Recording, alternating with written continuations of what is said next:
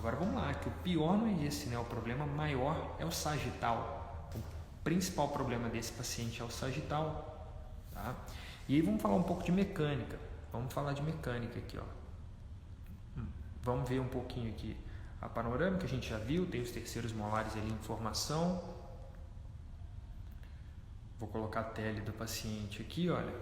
Então veja aí essa tele com a mordida cruzada anterior, tá? Um aumento ou uma FAI relativamente alta, a princípio, aparentemente, fazendo uma análise morfodiferencial da tele, né? Eu chego aí a uma conclusão de que esse paciente ele tem um componente vertical aumentado da face, tá? Poderia dizer ali que ele tem um padrão de crescimento equilibrado para vertical, mas não horizontal de jeito nenhum, tá? E ele tem uma mandíbula que aparentemente grande em relação à maxila, levando em consideração que ela está rotada, ela é bem grande, porque mesmo rotada ela projeta um perfil reto com o lábio projetado para frente. Imagina se ela tivesse bem posicionada, esse pogônio ia estar mais à frente, o mento estaria mais à frente e é possível que inclusive ele chegasse a um perfil côncavo, tá? Então isso é interessante, eu não quero perder isso, tá? Eu não quero perder essa rotação mandibular. Eu não quero promover rotação mandibular nesse caso. Se eu rodar a mandíbula no sentido anti-horário, eu vou piorar a classe 3 e a projeção desse mento lá na frente, tá bom? E aí, já que eu não quero produzir essa alteração, eu vou deixar uma pergunta para vocês. Pessoal, A ou B? O que você faria? Não estou perguntando qual é o certo e qual é o errado.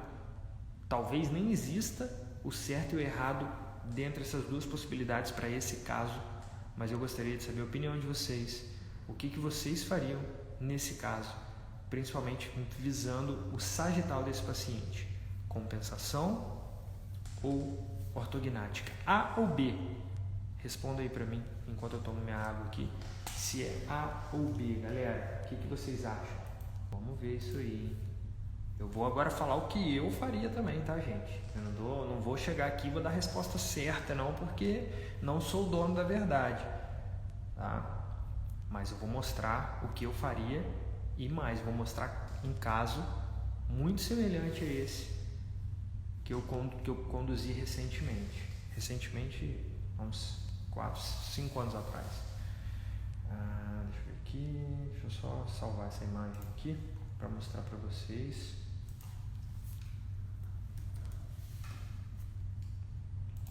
Bom, galera, então olha só, deixa eu mostrar para vocês o que eu faria, tá?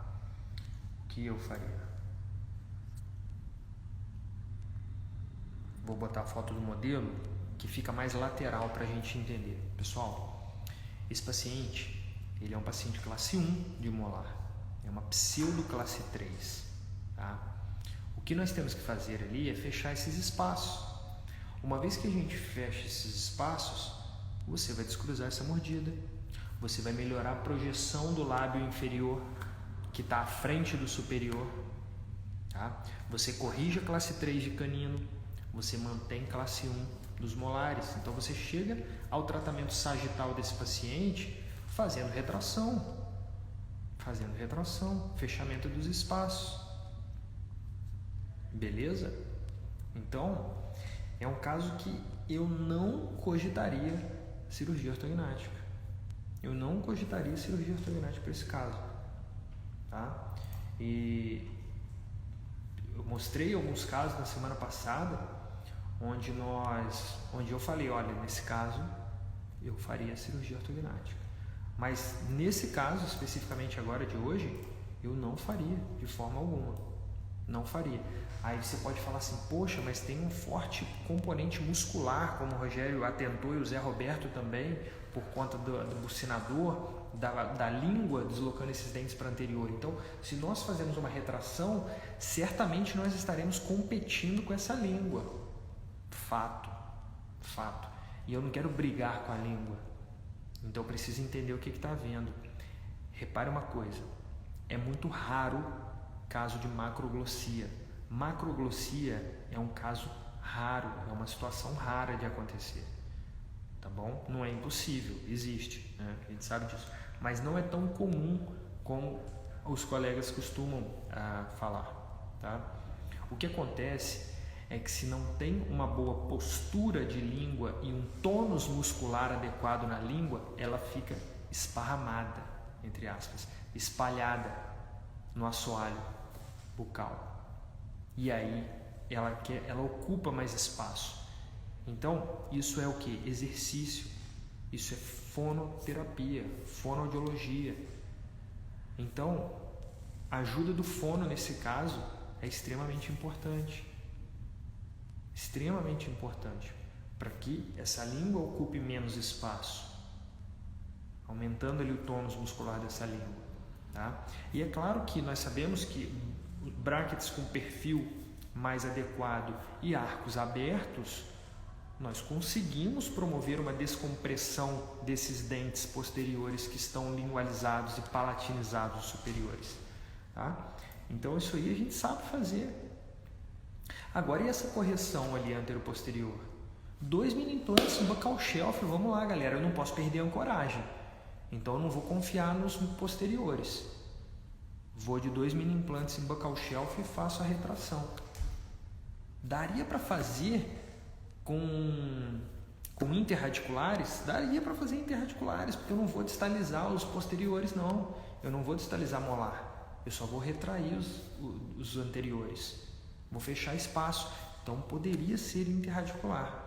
Mas o buccal shelf, ele pode me ajudar a descompensar esses dentes posteriores que estão inclinados para a lingual. Então ele pode me ajudar a fazer isso. Ele acelera essa verticalização aqui, ó, a verticalização no sentido transversal dos posteriores e inferiores, tá? Então, eu usaria buccal shelf por isso.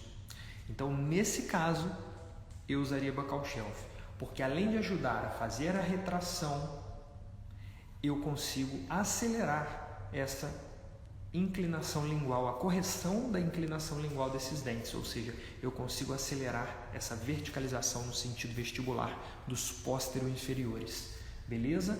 Então, por isso, eu usaria buccal shelf e eu vou mostrar um caso muito parecido que eu tratei, tá? Eu vou mostrar um caso muito parecido que eu tratei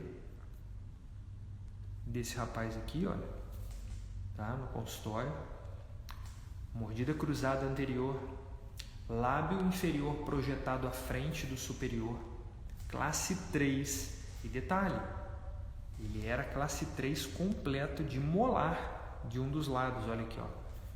Então olha o lado direito aí, pessoal, ele é classe 3 de molar também, tá? Classe 3 de molar também, ok? E aí eu tive que dar um tiro mais forte.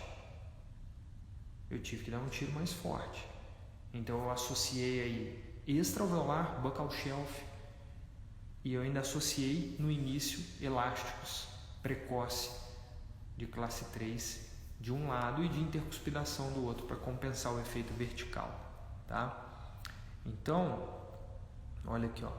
Ô Ju, os interradiculares, eles poderiam ser ali entre molar e segundo pré, mas ali, vamos ver na panorâmica daquele paciente. Voltando aqui no paciente para a gente ver onde colocaria o interradicular. Ó. A panorâmica não é o melhor exame para isso, mas ela dá um bom norte, tá? Então, por exemplo, no lado, deixa eu desativar aqui rapidinho para eu conseguir ver, ó. O local mais fácil para instalação seria entre os premolares inferiores, tá? No paciente que eu mostrei, mas eu faria, lógico, a periapical aí desses dentes para poder confirmar, beleza? Tá? Então olha isso aqui, pessoal.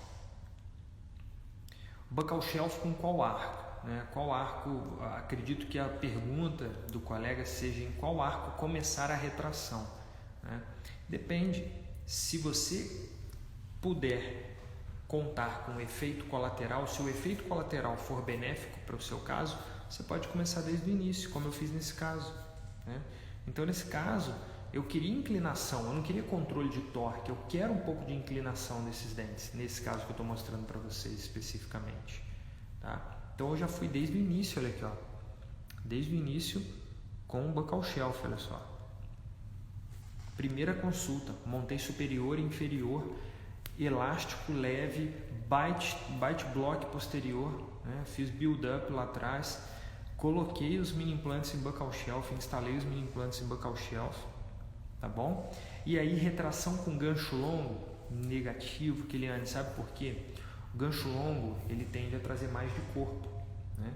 E no inferior, retrair de corpo é perigoso, porque você pode estar movendo o dente para fora da sínfise. A sínfise é muito fina. Então, no inferior, na grande maioria dos casos, eu vou com gancho curto ou até mesmo no bracket, direto no bracket, porque eu quero inclinação nos incisivos, eu quero a inclinação lingual. Eu preciso dessa inclinação lingual para conseguir fazer essa retração, porque se eu fizer a retração de corpo, eu corro o risco de tirar o dente da sínfise, beleza? Como a gente vê alguns casos por aí, tá? Que você olha na internet aí e o incisivo foi retraído para fora da sínfise, tá bom? Não quero isso. E aí, olha só, pessoal, isso aqui, olha, deixa eu mostrar para vocês, olha só que top. Olha o resultado, pessoal, 10 meses de tratamento. Em 10 meses de tratamento, eu coloquei os caninos em classe 1, eu descruzei a mordida anterior e eu deixei os lábios no mesmo nível, superior e inferior no mesmo nível. Beleza? 10 meses. Tá terminado? Não. Esse caso demorou 14 meses. Mas foram 14 meses. Foram 10 consultas para poder finalizar o caso. Ah, mas espera lá, tem estabilidade isso daí? Tem estabilidade? Cara, o que vai determinar a estabilidade são vários fatores. Não é você usar ou não o buccal shelf, não é você corrigir ou não essa classe 3. Né? Essa é uma classe 3 que eu não precisava de cirurgia ortognática. E o paciente, ele me procurou, eu fui o terceiro ortodontista dele. E ele falou, todos os outros 2 falaram que só faz cirurgia, mas eu não quero fazer cirurgia. Eu falei, eu também não acho que seja o caso de fazer cirurgia no seu caso, não. Apesar de ser uma classe 3 completa de um lado, eu tinha muita condição de correção. E olha só o follow-up de 3 anos desse caso. Tá? Estável. Tá? Dentro das limitações de um paciente classe 3 camuflado, muito estável e muito bom o resultado. Né? Muito bom o resultado. Dentro do que era o tratamento, quando nós observamos como era antes, olha só. Olha o caso como era antes. E aí você vê um follow-up de 3 anos, pós-tratamento, controle de 3 anos, dessa maneira, cara, eu sou bem exigente. E na minha opinião, está muito bem travada essa oclusão, está muito funcional. E esteticamente, cara, paciente, né? Pô, paciente me adora, cara. Ganhei o paciente, tá? Ganhei o paciente. Agora, repara os incisivos inferiores. Olha como é que eles inclinaram para lingual. Natural isso, pessoal. A camuflagem da classe 3, eu não quero tirar o incisivo da sínfise. Claro, o paciente braquifacial, ele costuma ter uma sínfise mais espessa, mais larga. Então, algumas vezes eu posso ter algum grau de movimento de corpo. Mas na maioria das vezes o que eu vou ter é inclinação e é o que eu quero. E tudo bem. Por isso que eu falei na semana passada e repito. O paciente para buccal shelf, você tem que olhar se o incisivo está numa posição favorável a essa retração. Porque se o incisivo já estiver inicialmente inclinado para lingual, não é legal, não é indicado, porque você vai inclinar mais ainda, aí não. Né? Terminar com o incisivo totalmente lingualizado, deitado, aí não é previsível. Nota como ele lingualizou, mas ele continua com uma boa verticalidade ali na sínfise. Ele continua ali bem vertical no arco. Né? Ok? Então, muita atenção para isso. Saber indicar o caso para o buccal shelf, para a retração do arco inferior. E o caso de hoje que nós estamos planejando, né, do colega Michel, da turma 6, ele é um caso muito semelhante a esse. Olha aqui, ó. Esse é o meu caso que eu tratei, que era classe 3 de molar, e esse é o caso dele, que é uma pseudo classe 3, porque é classe 1 de molar. Olha ali, ó. Diastemas, mordida cruzada anterior, muitas semelhanças. Então é totalmente viável e possível conduzir dessa forma.